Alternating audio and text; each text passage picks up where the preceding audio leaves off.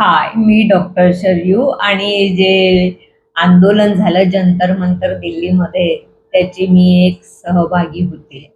खूप लोकांनी मला असं म्हटलं, की मॅडम तुम्ही तिथले काही अनुभव शेअर केलेले नाहीयेत. पण तिथनं आल्यानंतर एक तर माझी तब्येत खराब झाली आणि आम्ही एक वेगळ्या शॉकमध्ये होतो, की जे काही त्या ठिकाणी असं एक म्हणजे खूप मोठं असं म्हणजे विध्वंस आणि मुलांवर जे काही हल्ले झाले त्याच्या शॉकमधनं निघायला बराच वेळ लागला आणि त्यानंतर सुद्धा तब्येत खराब झाली आणि जेव्हा पण मी विचार करायला गेली, की मला काहीतरी बोलायचं आहे, काही ना काही इमर्जन्सी तर केली.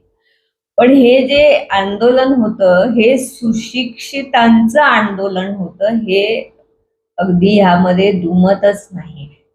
व्यवस्थित होतं, शिस्तबद्ध होतं आणि सगळ्यांची चेकिंग ही होतच होती. असं नाही की चेकिंग होत नव्हती.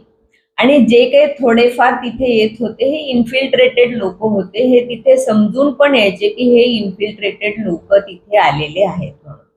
आणि 20 तारखेला जेव्हा आम्ही सकाळी-सकाळी तिथे 7च्या सुमारास गेलो, तेव्हा तो ट्रक जो होता दगडांनी, विटांनी भरलेला तो पण बघितलेला आहे. फुटलेल्या ज्या गाड्या ऑलरेडी तिथे इम्प्लांट केलेल्या होत्या, त्या पण पाहिलेल्या आहेत.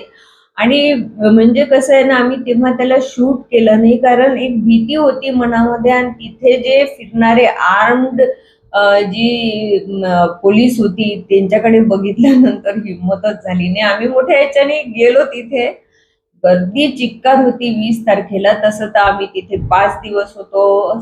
जेव्हा वांगचूक सरांचा 17वा दिवस होता उपोषणाचा, तेव्हा आम्ही 13-14 जुलैला तिथे होतो. त्यानंतर आम्ही परत 19, 20, 21ला त्या तिथे आंदोलन स्थळी होतो. अनेक लोकांशी तिथे भेट झाली, अनेक लोकांचे विचार ऐकले, अनेक विद्यार्थ्यांना भेटलो आणि विद्यार्थ्यांनी हे दगडं वगैरे मारलीत म्हटल्यानंतर हसायला आलं. कारण जे पण विद्यार्थी आले तिथे बिस्किटचे पुडे घेऊन आलेत, कोणी छोट्या बॉटल्स पाण्याच्या घेऊन आलेत.